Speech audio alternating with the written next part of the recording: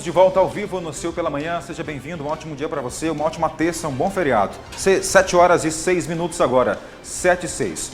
Bom, a gente sabe que esse ano de 2021 foi um ano bastante difícil para todos nós, principalmente para quem perdeu um ente querido. E hoje, dia de finados, é um dia de saudade, onde as pessoas rememoram, revivem a dor da perda de um ente querido. E quando não há despedida, porque a gente sabe que muita gente não teve a chance de se despedir do seu ente querido, né? As pessoas estavam no hospital, tinha todo um protocolo, às vezes iam direto para serem enterradas. Isso aumenta ainda mais a dor de quem teve uma pessoa que perdeu, não é isso? Mas como administrar essa dor, né? Como a gente viver sem esse sentimento apertando no peito? E para conversar com a gente, nada melhor do que uma psicóloga. E vamos conversar agora ao vivo com Lília Rodrigues, que gentilmente aceitou o nosso convite e vai falar com a gente. Tá no ponto, Marcela? Posso chamar ela? Pronto, vamos só organizar aqui, porque essa entrevista vai ser via Skype e você que está com a gente, conectado no Pela Manhã, vai ficar por dentro agora das informações. Agora sim. Lilian, bom dia, bem-vinda aqui ao Pela Manhã. Bom dia. Lília, para começar a nossa entrevista, então como lidar com esse luto, né, da perda, já que infelizmente as pessoas não tiveram aí como se despedir dos seus entes queridos? Bem, a morte é um processo natural da vida. Só que assim, a morte é um tabu, né? Apesar dela ser um processo natural e que deve ser aceitado, ela é um tabu.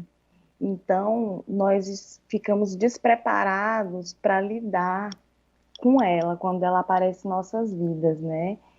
O fato de ser muito difícil falar sobre a morte nos deixa, muitas vezes, sozinhos para lidar com essa situação quando ela se apresenta, sozinhos e despreparados. E, assim, o luto, ele é variável de pessoa para pessoa, né? Porque é muito difundida no meio da psicologia a questão de estágios do luto, né? Então, ele é muito particular, né? E em várias culturas, o luto ele é celebrado de uma maneira diferente. Aqui no Brasil, o luto ele é feito a partir de rituais de passagens. Na verdade, não é nem feito, ele é começado a ser elaborado a partir desses rituais de passagem, que são os velórios, né? E com a Covid-19, nós ficamos sem esses rituais de passagem. E esses rituais, eles servem justamente para nos colocar no início de um trabalho de luto, que é quando você vê ali o caixão, as pessoas, você começa a internalizar que você não vai mais ver aquela pessoa. Então, o rito de passagem, que é o velório, ele é uma parte essencial para a gente pular para a etapa da elaboração do luto.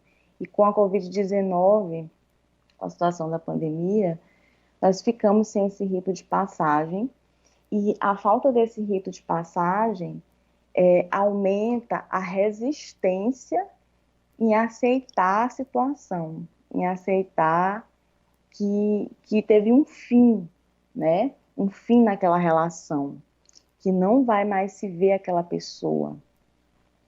E o que acontece? Com a questão da pessoa estar impossibilitada, né, foi uma coisa repentina, né? O que se podia ser feito é ter um acolhimento, a pessoa precisaria ter um acolhimento com os meios disponíveis. E no caso, os únicos meios disponíveis que ficaram para a gente foi a internet, as ligações, as mensagens. Esse foi o único meio disponível de falar um pouco sobre essa dor, quando ela fosse possível, né?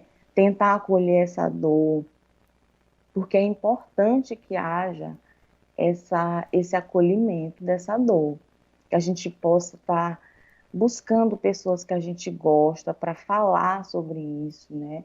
Porque senão esses lutos, eles se juntam com nossos outros lutos anteriores e começa a ficar uma bola de neve e pode desencadear depressão e outras coisas mais que a gente já conhece, né? Uma doença, né? Quando é hora de procurar ajuda e como a gente perceber isso em uma outra pessoa?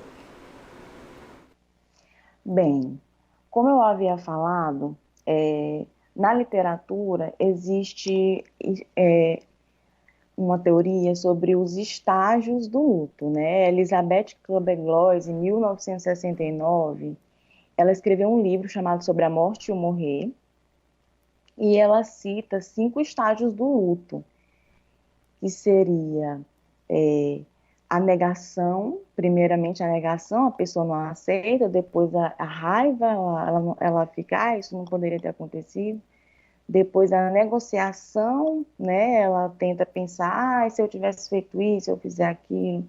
O quarto estágio seria a depressão, e por último a aceitação. Só que assim, esses estágios, eles foram até um pouco criticados, por quê?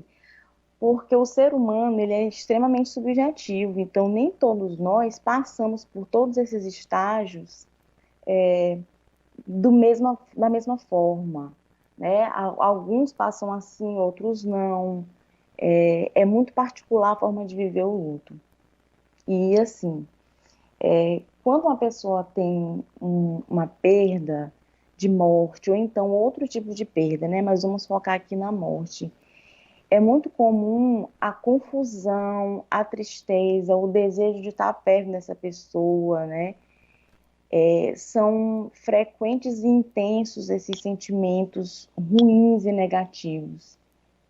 E, como eu falei, isso pode desencadear, mesmo em pessoas saudáveis, né? Pessoas que têm dificuldade de lidar com o luto, pode desencadear depressão, transtorno de ansiedade, transtorno do estresse pós-traumático, que a pessoa fica com muitos pensamentos intrusivos sobre a pessoa que perdeu, né?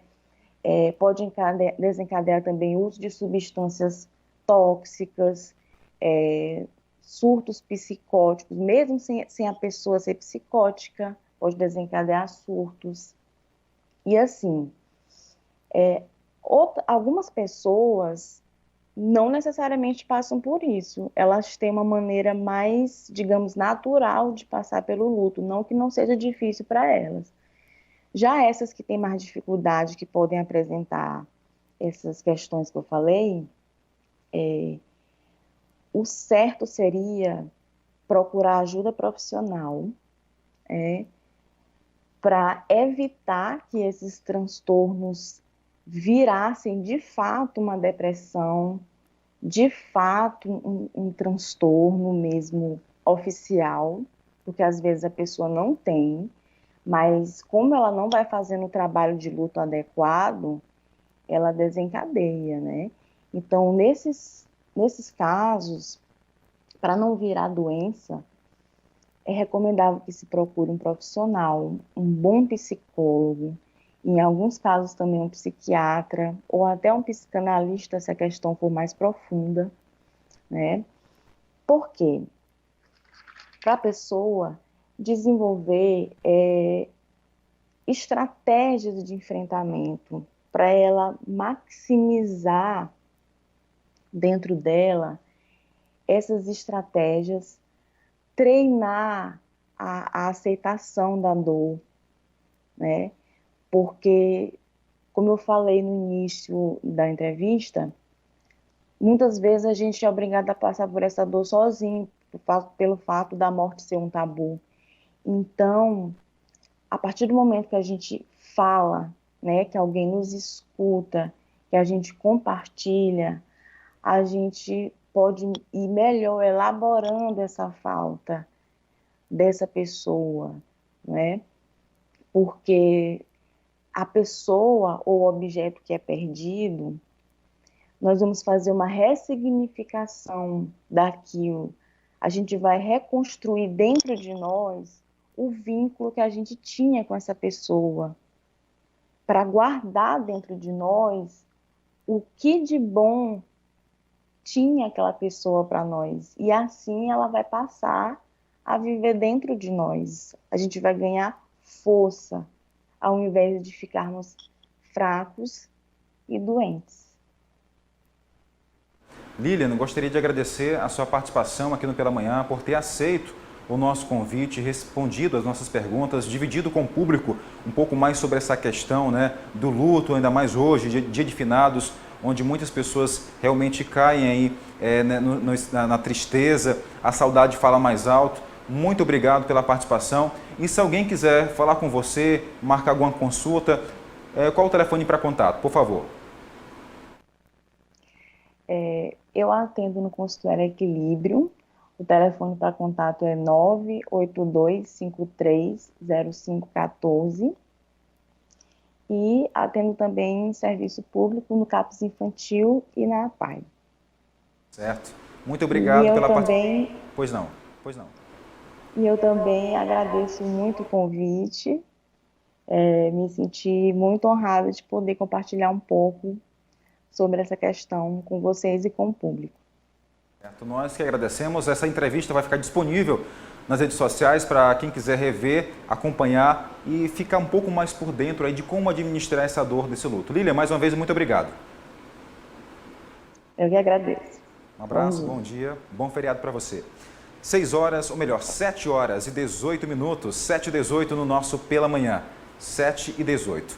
Hora de intervalo comercial, daqui a pouco eu volto com muito mais para você. Daqui a pouco vamos trazer um vídeo bem interessante, né, que rodou o Brasil nos últimos dias e você confere comigo daqui a pouco. Volto já.